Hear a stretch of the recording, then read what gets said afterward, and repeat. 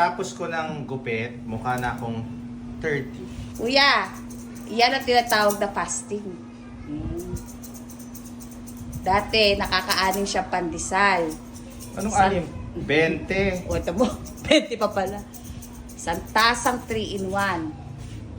Nung na-discover niya ang fasting at low carb, binago niya. Di ba pinakita ko sa picture niya kanina, mukhang... Taba nga yan, taba. Tanggal ang kanyang paghihilik. Tanggal ang kanyang mga masasakit na rayuma. Pareho-pareho mo kuya. Meron din siya niyan nung araw. Sa rayuma, palang tawag na. Hindi naman, hindi. Yan. Ang sakit ng hindi, matataas ang pwedeng isa lang uric ang acid. nirarayuma, hindi pareho. Ay, hindi po kapareho pala. So,